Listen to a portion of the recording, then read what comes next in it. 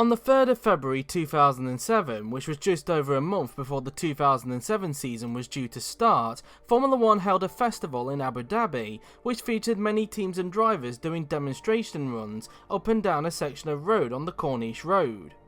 During the event, it became clear why the event was put on in the first place, as it was announced that Abu Dhabi had won the rights to host a Formula 1 race from 2009, subsequently becoming the first F1 race to be held in the United Arab Emirates.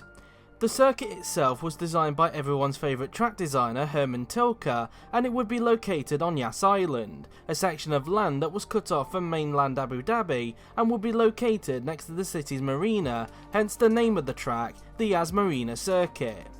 Construction of the circuit started 3 months after the race was announced and would officially open on the 7th of October 2009, just under a month before it hosted its first ever race, hosting the finale of the 2009 Formula 1 World Championship.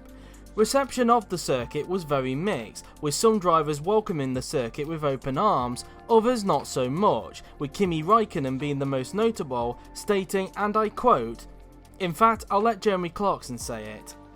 I quite like, someone asked you what you thought. What do you think of the Abu Dhabi circuit? Well, you said the first few turns are quite good, but the rest of it is Never change, Kimi. Despite these comments, and also negativity surrounding the circuit from many fans, the circuit continues to host Formula 1 to this day, even making major changes to the circuit in time for the 2021 edition of the race. Can't remember much about that race if I'm being totally honest with you, don't think there was anything memorable. Anyways, what you may not know is that Abu Dhabi was not the first location in the UAE that wanted to host a Formula 1 race. This is the story of F1's previous attempt at going to the UAE.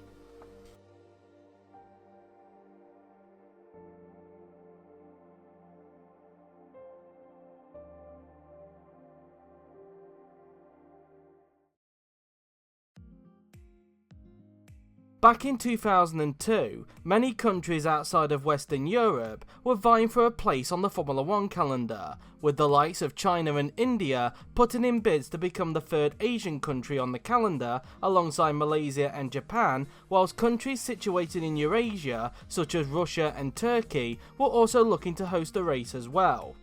But outside of those countries, there were also countries that were vying to become the first Middle Eastern country to host a Formula 1 race.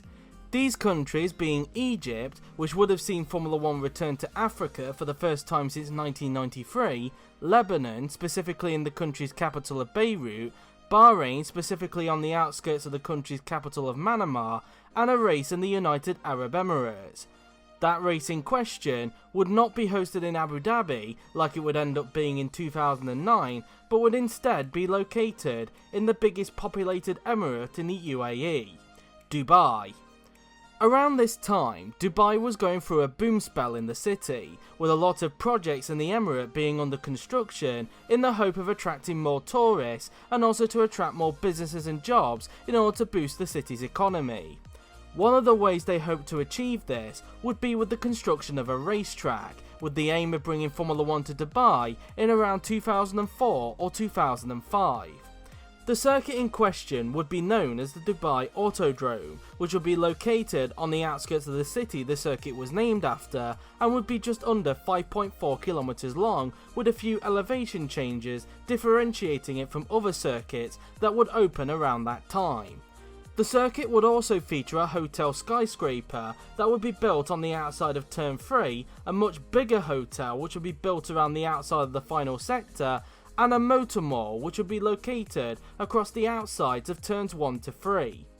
Seeing the interest Dubai had in hosting a Formula 1 race, F1 Supremo at the time, Bernie Ecclestone, flew over to Dubai to meet with Dubai's ruler, Sheikh Mohammed Al Maktoum, to negotiate a deal. The meeting would take place in a palace somewhere in Dubai. However, before the meeting began, Bernie, who was waiting outside, was constantly waiting for a long period of time for the meeting to start.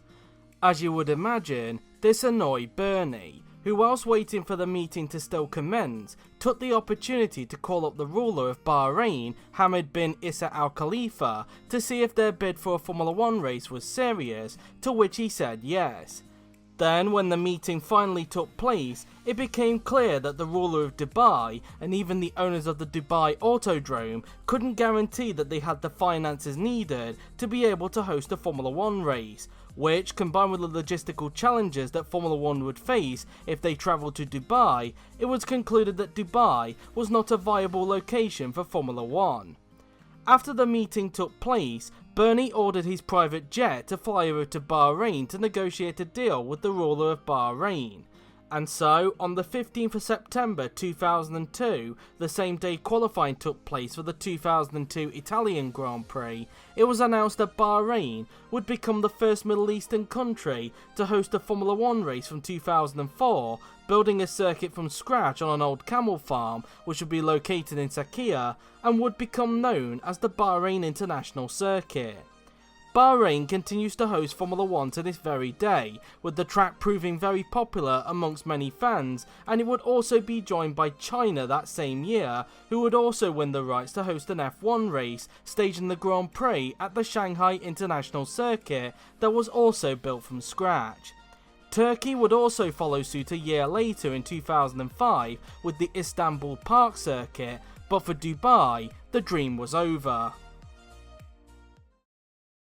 Since the failure to bring Formula 1 to Dubai, the city has focused on other sports to try and attract tourism to Dubai, such as international golf, rugby sevens, Dubai Open Tennis, and the Dubai World Cup horse race.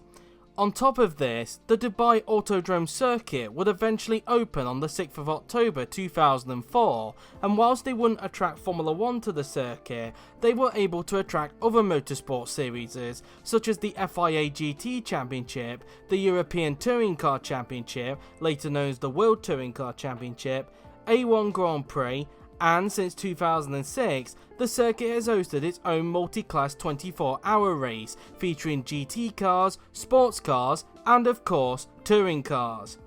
The circuit would also host a round of the GP2 Asia Series back in 2008, in which future F1 and IndyCar driver Romain Grosjean would win both races. Between 2004 and 2008, Dubai would continue to boom. However, that would come to a crashing halt, as in 2008, Dubai would end up being affected by the financial crisis, which would end up having an effect on many projects that were being built around the city. This would also have an impact on the Dubai Autodrome, as although the circuit continues to function to this very day, businesses around the circuit have stalled, with the Hotel Skyscraper, the Hotel at the Last Sector, and the Motor Mall, which I mentioned earlier, essentially gathering dust, along with many other facilities that surround the circuit. As a result, the circuit is sadly not turning a lot of profit, and with Union Properties, the company that owns the land that the Dubai Autodrome is situated in, looking to expand the residential area around the circuit, there could be a chance that the Dubai Autodrome could close down very soon, given the lease for the circuit to use the land expires at the end of this year. Personally, I would be sad if the circuit closes at the end of this year, as in my opinion, it is a fantastic racetrack, which unlike certain tracks around the world, actually has a lot of character to it, and is actually a very good track for racing. In 2009, the UAE would finally have an F1 race in the country via the Yas Marina circuit in the country's capital of Abu Dhabi, with the Grand Prix being named after the location of the race. The circuit to this day, even with the changes they made in 2021, still gets a mixed response, and personally, if I was in charge of F1 and I had to choose where the series had to go in the UAE, I would choose the Dubai Autodrome all day long, although it would need a lot of upgrades to the facilities for F1 to race there.